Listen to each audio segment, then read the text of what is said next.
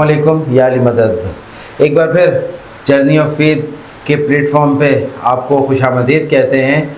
आज कुछ नया आपके लिए करने जा रहे हैं हम। सीरीज़ तो हम कर आ चुके हैं और आज जिस सिलसिले को आपके सामने रखने वाले हैं ये इस बात का सबूत है कि हम अपनी ज़िम्मेदारियां बहुत एहसन तरीके से निभा रहे हैं और हम हर उस चीज़ की मालूमात जो हमें पता लगती है तहकीक के थ्रू, रिसर्च के थ्रू, तारीख़ के थ्रू, लोगों से, वो हम आप तक पहुंचाते रहते हैं। आज उसी सिलसिले में हम यहाँ पे मौजूद हैं। मैं हूँ अज़द अली और मेरे साथ मौजूद हैं अस्सलाम वालेकुम या अली मदद। मैं हूँ आपका दोस्त आसिफ मलंग। अक्सर मैं आपको वीडियो पे नज़र नहीं आता लेकिन मुझे कमेंट्स आते हैं कि आसिफ भाई कहाँ हैं। बहुत अच्छा लगता है। नूरानी सरकार की सीरियल आपने देखी, आपको पसंद आई। पॉडकास्ट जो है मुझे इतना होप नहीं थी कि आप लोगों को अच्छा लगेगा। उसके बाद आपने जो है शान फ़कीर की जो है सीरियल देखी। अब हम आगे बढ़ते हैं, आपके लिए एक नई चीज़ लेके आते हैं। खुदा ने जब से ये कायनात तख्लीक की, इस कायनात में जब से उसने आदम को भेजा और उसके साथ उसने वो कहानियाँ भी साथ आदम के भेजी जो उसकी अपनी लिखी हुई हैं। ऐसी कहानियाँ, ऐसी दास्तानें जो हमारी समझ से बालातर हैं, वो आज के दौर में भी हमारे सामने खुली किताब की तरह मौजूद हैं। बस देखने वाली नज़र चाहिए, सोचने वाला दिमाग चाहिए और महसूस करने वाला दिल चाहिए और वो रूह चाहिए जो उनसे आपस में कनेक्शन बना सके। अल्लाह ने आदम से लेकर आदम की आखिरी औलाद तक ये कहानियाँ जो उसने ख़ुद बनाई हैं, लिखी हुई हैं, मुख्तलिफ़ उसने आसमानी किताबों में वो कहानियाँ बताई भी हैं और ख़ास तौर पे कुरान में उसने इन कहानियों का ज़िक्र भी किया है। वो आदम के आखिरी नस्ल तक चलती रहेंगी।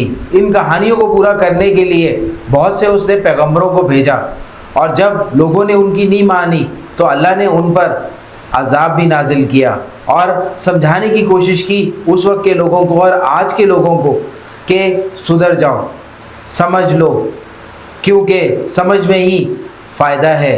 तो इस तरह सदियां गुज़रती गईं और लोग आते गए, अल्लाह का ज़िक्र करते रहे और अल्लाह की बातें और उन नेक लोगों की कहानियाँ जो हमें कुरान में और मुख्तलिफ़ दास्तानों में मिलती हैं वो जन्म लेती गईं और फिर आगे से आगे इंसान बढ़ता हुआ उस ज़माने के लोगों ने जो कुछ भी किया आज के ज़माने के इंसानों के लिए मशले राह है, हिदायत है और वो सबक है जो उन्होंने गलतियां की और जो उन्हें इनामात मिले अल्लाह के यहाँ से। यहाँ दुनिया में आज भी उनकी कब्रें मौजूद हैं, इस बात की गवाही देती हैं कि ये अल्लाह के रास्ते पे चले।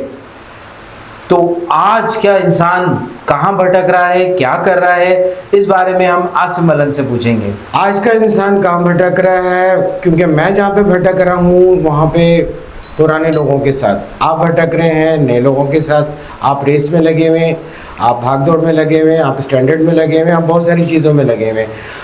आज तुर्की के कुछ ऐसे ड्रामे हैं जो दरवेशी पे बने हुए होते हैं। मैं देखता हूँ कि चलते चलते बंद हो जाते हैं, लोग देखना ही नहीं चाहते। उनको अर्तुगरुल और इस टाइप की वॉर और उनको उस्मानिया सल्तनत के बारे में जानना है। लेकिन उस ज़माने में दरवेशी का आलम ये था कि अगर किसी को पता लगता था कि कोई दरवेश किसी शहर में जा रहा है तो शहर का शहर उसकी वेलकम के लिए आता था और उसको अपने घर में रहने के लिए बोलता था। दरवेशी जो है वो उस ज़माने में इतनी नायाब चीज़ थी कि आज लोगों के पास दरवेशी के मायने ही नहीं पता। दरवेश होता कौन है कुछ नहीं पता। हाँ, शायरियों के हिसाब से जो है लोग कहते हैं कोई मलंग बन जाता है, कोई फ़कीर बन जाता है, कोई दरवेश बन जाता है, लेकिन अंदर से दरवेश क्या है ये आज तक कोई नहीं जाना। लेकिन मैंने उसको जाना, पहचाना, समझा और उस सफ़रनामे पे चल गया जो सदियों पहले जो है बंद कर दिया गया था। क्यों बंद कर दिया गया था? क्योंकि वो हक और सच की और वो बातें जो उनको पीछे से मिली थी काम की, हर सदी में उन्होंने आके यहाँ पे काम किया। चाहे पाकिस्तान हो, चाहे इंडिया हो, चाहे ईरान हो, चाहे इराक हो, ये मिडल ईस्ट जो है ना ये तारीख से भरा हुआ है। लेकिन हम ये तारीख नहीं जानना चाहते। हम क्या जानना चाहते हैं वो आपको भी अच्छी तरह पता है। आगे चले तो हम देखा और समझा हमने किस रास्ते पे तकलीफ़ें हैं, मुश्किलात हैं। आपको हिम्मत होनी चाहिए, आपके अंदर जज्बा होना चाहिए तो आप चल सकते हैं। रुकावटें कहाँ नहीं हैं। आज एक नॉर्मल इंसान अपनी ज़िंदगी गुजारने के लिए भी तो मुश्किलों से और दुश्वारियों से गुजरता है। अगर एक दो मुश्किलात और हम अपने ऊपर संभाल लें तो हम इस दरवेशी को भी दुनिया के हिसाब से लेके चल सकते हैं, जैसे कि जर्नी ऑफ फेथ लेके चल रहा है। सदियां गुजरने के बाद जैसे जैसे आगे ज़माना तब्दील होता गया, खुदा ने लोगों की हिदायत के लिए मुख्तलिफ़ तरीके अपनाए। कभी किसी पैगंबर के बाद ऐसे शख्स को भेजा जो उस पैगंबर की चीज़ों को लेके चला और लोगों को समझाया उनकी ज़बान में, और करके दिखाया जो वो उस वक्त पैगंबर नहीं कर सके। और बाज़ दफ़ा कुछ ऐसे लोगों को भेजा पैगंबरों से पहले जिन्होंने पैगंबर के आने की राह हमवार की। उस ज़माने में बहुत सारी ऐसी चीज़ें जो चल रही थी, जो एक्सेप्टेंस नहीं थी, वो आकर उन लोगों ने क्रिएट की और फिर वो अपना काम करके चल दिए। फिर आखिरकार हमारे प्यारे नबी हज़रत मोहम्मद मुस्तफ़ा सल्लल्लाहु अलैहि वसल्लम इस ज़माने में आए, जो जहालत को मिटाने और जुल्म को मिटाने के लिए आए, लोगों को उस रास्ते पे चलाने के लिए आए जहाँ पे हक़ और सच मौजूद हो, जहाँ पे इल्म हो, जहालत ना हो। हजूर सल्लल्लाहु अलैहि वसल्लम ने जो पैगाम दिया उनको सहाबा ने लेके चले, और फिर उसके बाद अहले बैत का काम आता है। फिर अहले बैत के घराने में ये शिफ्ट हुआ इल्म, और फिर इल्म ऐसे फैलने लगा दुनिया में कि जैसे सूरज की रोशनी फैलती है। मगर उसके साथ साथ उस इल्म को छुपाने के लिए, उस इल्म को मिटाने के लिए लोग भी उतनी तेज़ी से आने लगे। उसी रास्ते पे जब अहले बैत का सिलसिला आगे बढ़ा और फिर वलियों का, कलंदरों का, दरवेशों का, सूफियों का, औलिया का, मलंगों का, फ़कीरों का एक सिलसिला जारी हुआ, और फिर मुख्तलिफ़ लोगों में से लोग उठने लगे और फिर वो उठकर लोगों को बताने लगे कि खुदा के रास्ते पे कैसे चला जाता है, खुदा की कैसे मानी जाती है, और किस तरह कुरान और अहले बैत को लेकर चला जाए तो इस दुनिया में आप फला पाते हो, आप इज़्ज़त पाते हो, आपका नाम रोशन होता है, और आपको जो तकलीफ़ें ज़ाहिरी नज़र आती हैं वो मामूली है, जो उसका इनाम खुदा ने उनको दिया या देना होता है। तो दरवेश, कलंदर, वली, इस तरह एक सिलसिला लंबा अरसे तक जारी हुआ। उसमें अल्लाह के उन नेक बंदों ने अल्लाह के हुक्म से मुख्तलिफ़ इलाक़ों में जाकर अपनी ईमानदारी से, अपनी खिदमत से, अपने जज्बे से, अपनी उस रूहानी ताकत से लोगों को मुतासिर किया जो वो लेकर आए थे अहले बैत के घराने से। आगे बात करते हैं तो आज वो लोग जा चुके हैं अपना काम ख़त्म करके। आज भी ढूंढने से कहीं ना कहीं आपको कोई दरवेश या कोई वली या कोई आपको कलंदर मिल जाएगा, मगर उसके लिए आपको नज़रें चाहिए, उसके लिए अकल चाहिए, उसके लिए आपको बहुत कुछ करना पड़ेगा। आज का इंसान जिन चीज़ों में फंस गया है वो इन तमाम चीज़ों से दूर चला गया है, और कुछ आने की कोशिश भी करते हैं, हालात और वाक़यात उन्हें वैसा करने नहीं देते। जर्नी ऑफ फेथ की टीम ने अपने अंदर ही एक ऐसा अहद किया हुआ है कि जिससे जर्नी ऑफ फेथ टाइम निकालती है अपनी ज़िंदगी में से, और फिर वो निकल पड़ते हैं मुख्तलिफ़ ज़ियारतों पे, चाहे वो पाकिस्तान में हो, चाहे वो सिंध में हो, चाहे वो बलूचिस्तान में हो, चाहे वो पेशावर में यानी कि KPK में हो, या पंजाब में हो, या कहीं पे भी इस रुए ज़मीन पर हो। जैसे जैसे हालात और वाक़यात बनते हैं जर्नी ऑफ फेथ वहाँ पे मूव करने लग जाता है। इस सिलसिले को चलते चलते जो है और आपको समझाते समझाते मैं दोबारा अपने ट्रैक पे आता हूँ कि मेरा सफ़रनामा नूरानी से शुरू हुआ, और नूरानी पे जिन लड़कों का मैं रहबर बना, मैं उनकी ज़िंदगी का भी रहबर था, हमेशा उनके पीछे खड़ा रहता था, और रूहानी तौर पे वो लोग मेरे साथ थे या नहीं थे ये तो नहीं पता मुझे। बारह नूरानी से कहानी शुरू हुई और मेरे बहुत सारे कलंदर वलियों ने मेरा बुलावा जो है वो पंजाब साइड पे, यानी कि बहुत सारी ऐसी जगहें जहाँ पे नूरानी के बाद मेरा सिलसिला शुरू होते होते होते होते मेरा पहला सफ़र हुआ करबला में। करबला में मेरे साथ यही मेरे जिनका मैं रहबर था और यही सारा ग्रुप लड़कों का था मेरे साथ था। वो लोग वहाँ पे क्या कर रहे थे, ज़ाहिरी तो यही तो बता रहे थे कि वो आए थे सारे इमामजादों पे, यानी कि करबला देखने, समझने और फील करने के लिए। उसके बाद क्या हुआ, ये हुआ कि दूसरी दफ़ा कुछ लड़कों ने कहा भाई शायद ईरान और इराक देखना था, और देख लिया। उसके बाद वो सफ़र टूट गया। फिर मैं एक ग्रुप के साथ गया, उस ग्रुप में भी लोग ऐसे ही मिले। फिर तीसरे ग्रुप के साथ गया, वहाँ पे भी ऐसे ही लोग मिले। मैं परेशान हो गया कि अज़्ज़त के अलावा इस सफ़रनामे में क्या ये लोग मेरे साथ होंगे या नहीं होंगे। मैं अपने सफ़रनामे में चलता रहा। मेरी हिम्मत और ताकत दोबारा मेरे कलंदर और वलियों ने बनाई। करबला जो है वो जाने के बाद मुझे कुछ ऐसा लगा कि मेरी रूह वहीं पे रह गई है और मैं सिर्फ अपने जिस्म को वापस लेके आया हूँ। लेकिन ऐसा भी लगता था कि कुछ अधूरा है। अधूरा क्या है ये नहीं पता था। लेकिन पाकिस्तान में दोबारा वो सिलसिला चलता रहा। फिर कुछ परेशानियाँ अज़्ज़त की ज़िंदगी में आई, कुछ परेशानियाँ अज़्ज़त की ज़िम्मेदारी में आई, लेकिन अज़्ज़त ने मेरे साथ वो सफ़रनामा चलता रहा और आज तक भी रहा। जिन लड़कों का मैं रहबर था वो आज भी हूँ मैं, क्योंकि उनके घरों के और उनकी ज़िंदगियों के कुछ ऐसे मसले होते हैं कि वो मेरे पास आते हैं और बोलते हैं कि भाई हम परेशान हैं। मैं रहबर हूँ इसलिए उनके साथ खड़ा होता हूँ। लेकिन इस सफ़रनामे में जो है मैं उनका रहबर नहीं होता, क्योंकि उनकी फैमिलियों में वो बिज़ी हो गए। रहबर मैं वहाँ तक रहा जहाँ तक उनको ज़रूरत रही। इस सफ़रनामे में आज मैं हूँ और अज़्ज़त है और मेरे वली कलंदर औलिया, जिन्होंने मुझे इतनी तैयारी में करबला भेजा कि मुझे लगा कि मैं अब इस लायक हुआ हूँ तो मैं करबला आया हूँ। और मैंने अपने वहाँ पे सारे महबूब को और अपने सारे शहज़ादों की ज़ियारतों पे जी भर के रोया। ज़िंदगी भर का जो दुख था लोगों का, ख़ानदान का, रिश्तों का, इंसानों का, वो सब मैं छोड़ के आया और इतना रोया कि उन्होंने अपना हिस्सा बना दिया।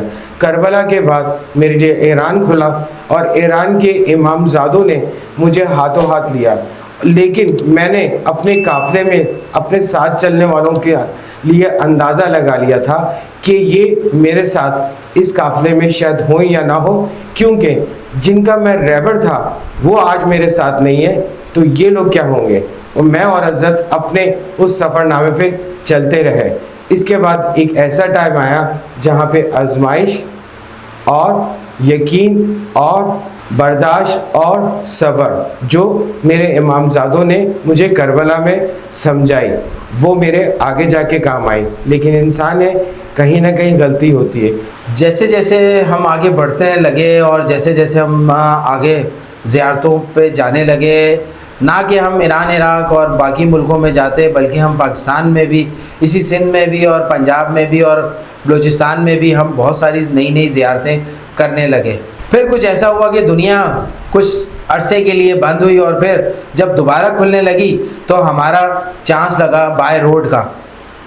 पाकिस्तान गवर्नमेंट ने नया रिमदान बॉर्डर खोला था, तो मैं, आसिम मलंग और एक और हमारा दोस्त, हम पहले पासपोर्ट वाले थे जो वीज़ा लेकर रिमदान बॉर्डर से दाखिल हुए। और फिर वो जर्नी हमारी शुरू होने लगी जिसका हमें अंदाज़ा भी नहीं था कि आगे जाकर कुछ इस तरह भी होगा। हम मुख्तलिफ़ शहर करते हुए जब कुंभ में पहुँचे तो वहाँ एक दरवेश इंसान से हमारी मुलाकात हुई। वो ड्राइवर भी था और उसे दरवेशी का शौक़ भी था। फ़र्क इतना था कि वो फ़ारसी बोलता था और हम उर्दू बोलते थे। तो फिर बीच में एक और हम आगा को लेकर आए और उस आगा ने हमारे और उस दरवेश के दरमियान ब्रिज का काम किया। और फिर हमारी वो नायाब ज़ियारतें शुरू हुई कि जो हमने सोचा भी नहीं था। हमने वो ज़ियारतें करना शुरू की उस पीरियड में कि ख़ुद ईरानियों को भी नहीं पता था कि ये ज़ियारतें कहाँ हैं। और फिर जब हम वापस आए और फिर उसी साल दोबारा जाने लगे तो फिर हमारे साथ कुछ ऐसा हुआ कि हमें बहुत सारे इमामज़ादों की एक लिस्ट दी गई और वादा लिया गया कि तुमने इन इमामज़ादों को ढूंढना है और इनकी ज़िंदगी के हालात यानी कि इनके सफ़रनामा बयान करना है।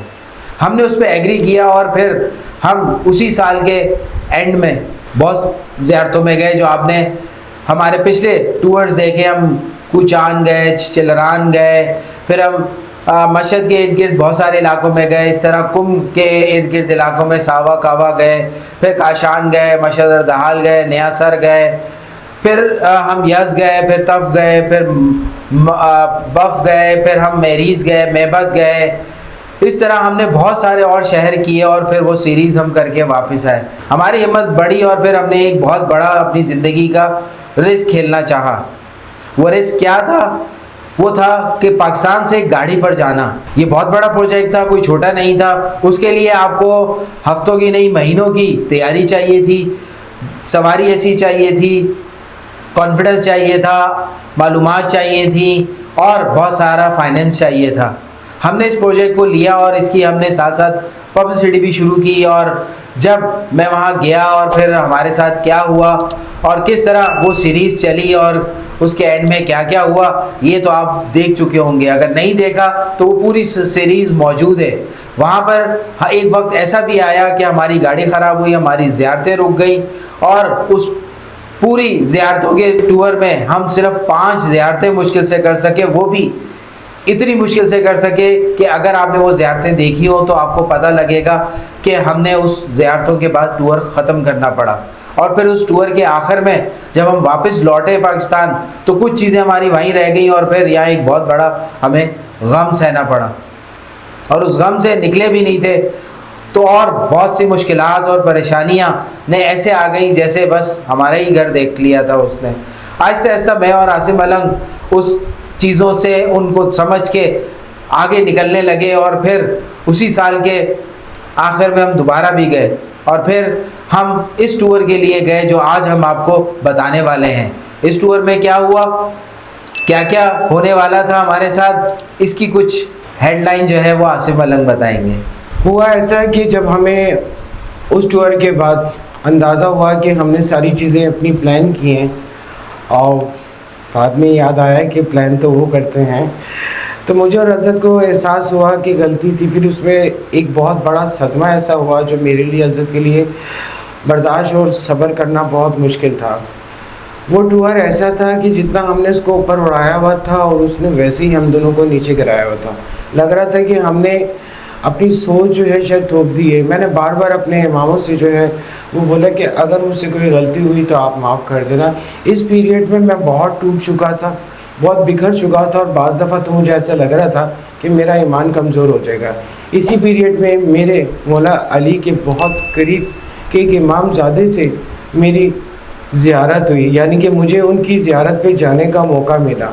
और फिर मैंने उनको कहा कि ए इमाम, जिस तरीके से आपने मुख्तियार को रहनुमाई दी और हिम्मत दी तो आप मुझे भी दें। मैं घंटों वहाँ पे बैठ के रोता रहा और अपने इमामज़ादे से कहते रहा कि मुझे ज़ियारतों में ऐसा मेरे से क्या हो गया है जो इतनी सारी आफतें आई और ऐसा लग रहा था कि ज़िंदगी जो है और दुनिया जो है सिमट के एक साइड पे हो गई है। बस मैंने और अज़त ने खामोशी की और अज़त ने मुझसे पूछा कि भाई क्या हुआ है। मैंने अज़त को बताया कि अज़त, मैंने कुछ चीज़ें ऐसी नोट की हैं कि हमसे दोनों से बहुत गलतियां हुई हैं और इस दफ़ा हम गलतियां नहीं होने देंगे। और अब हम क्या करेंगे, ये मैंने अज़त को बोला और अज़त भी एग्री हो गया। वह ये था कि इस टूर जो अभी आज शुरू होने वाला है हमारे चैनल पर, वादा लिया गया, हमने एक दूसरे से वादा किया कि कोई हम प्लानिंग नहीं करेंगे, कुछ नहीं सोचेंगे, बस हम यहाँ से अपना वीज़ा लेंगे और बाय रोड निकल पड़ेंगे। फिर मैंने इनसे वादा लिया और मैंने कहा कि अगर मुझे वहाँ पे बसों पे भी जो है सफ़र करना पड़ेगा तो तुम लोग एग्री रहोगे। इन्होंने वादा दिया और मैंने बोला अपना सारा कुछ ज़हनी चीज़ें जो है वो पाकिस्तान छोड़ के जाओगे, बस हम लोग जो है वह यहाँ से निकलेंगे बस के ज़रिए और वहाँ पे यस में जो है वो हम देखेंगे कि क्या होगा। हमने कोई प्लान नहीं किया, लेकिन इस दफ़ा मेरे इमामज़ादों ने कुछ और सोचा हुआ था। क्या सोचा हुआ था और उन्होंने मेरे साथ क्या किया, इस सीरियल में आप देखेंगे और आपको अंदाज़ा होगा कि वो जो है टूटने के बाद कैसे जोड़ते हैं और फिर जोड़ने के बाद आपको कितना मजबूत कर देते हैं। उस सारी चीज़ों में हमें ये बताया गया कि इंसान कहीं भी कोई चीज़ अपनी मर्ज़ी से करने की कोशिश करता है तो उसको गिराने के लिए भी उतना ही बड़ा शैतान आता है, क्योंकि हम जिस चीज़ों में अभी जिम्मेदारियों में पूरा करने की कोशिश कर रहे हैं उसमें हम लोगों के पास जो है वो आजमाइश ज़्यादा आती है। हम लोगों को उसमें यकीन और ईमान से रहना पड़ता है और हमने इस यकीन को अधूरा नहीं छोड़ा और अपना सफ़रनामा दोबारा शुरू किया। वहाँ पे क्या हुआ ये आप देख के बताएंगे। आप लोगों की बहुत सारी जो है वो तारीफ और आप लोगों का देखना और आपका इंटरेस्ट कि आज भी लोग इस किस्म के चैनल्स को पसंद करते हैं। कहीं ना कहीं उनकी रूह में हम जैसे या कहीं ना कहीं उनके अंदर इमामों का इश्क, कलंदरों का इश्क, औलिया का इश्क, सारा कुछ है। आज मुझ जैसे बहुत सारे हैं जो ख्वाहिश रखते हैं, इंशाल्लाह वो भी जाएंगे और ऐसे ही सफ़रनामा खुलेगा। मेरा नया सफ़रनामा अब स्टार्ट होने वाला है, आप ज़रूर देखें। ये जो सीरीज़ हम आपके सामने ला रहे हैं, क्योंकि ये हमने अभी कुछ महीनों पहले की है और मौजूदा बॉर्डर की सूरत हाल आप जानते हैं। तो इस सीरीज़ में हम जाने से पहले हमने जो वादा किया उसमें एक ही जुमला था, राह जाने शाह जाने। इस नई सीरीज़ में क्या होने वाला है, क्या क्या हमारे साथ हुआ, क्या क्या मुश्किलात आई, क्या क्या हमारे साथ गुड लक रही और किस तरह से हमें आजमाया गया और किस तरह से हमें तकलीफ़ें हुई और किस तरह से हमने कामयाबी हासिल की या नाकामी, ये इस सीरीज़ के आखिर में ही हम अंदाज़ा लगा सकेंगे आपके साथ। क्योंकि हमें भी इस सीरीज़ का बेताबी से इंतज़ार है कि कब बनेगी, कब चलेगी और कब हम देखेंगे और अपनी यादों को ताज़ा करेंगे आपके साथ साथ। तो इसी के साथ हमें लाइक और शेयर करना ना भूलिएगा। नई सीरीज़ शुरू हो रही है, कोशिश होगी हर हफ्ते हम 2 से 3 वीडियो आपके सामने लेकर आएँ ताकि आपका इंटरेस्ट बंधा रहे और आपको एक ऐसी मालूमात का ख़जाना आपके दर तक पहुँचाएँ जिससे आप मुस्तफ़ीद होकर हमारी तरह दरवेशी या हमारी तरह सफ़र कर सकें। मैं आपको एक ऑफ़र देता हूँ, एक अपॉर्चुनिटी आपके लिए कि जो 2 दिन पहले एक नज़म या एक कलाम पढ़ा गया जो मैंने पढ़ा, अगर आप इसको अच्छे तरीके से पढ़ सकते हैं, मुख्तलिफ़ ज़बानों में पढ़ सकते हैं, जैसे कि बलूची में, जैसे कि सिंधी में, जैसे कि सराइकी में, जैसे कि पश्तो में, जैसे कि पंजाबी में, जैसे कि कश्मीरी में, इंग्लिश में, या मुझसे अच्छा आप उर्दू वॉइस रखते हैं तो आप हमें ज़रूर ज्वाइन करें। उस शायरी का उन्वान है ज़रूरी तो नहीं। जब आप ये सुनेंगे कलाम और आप देखेंगे कि आसिफ मलंग ने इसको किस तरह अपनी ज़िंदगी के निचोड़ के तौर पे हमारे सामने पेश किया है, तो इसको आप जानेंगे और जब जानेंगे तो आप दिल से पढ़ेंगे जिस तरह मैंने पढ़ने की कोशिश की।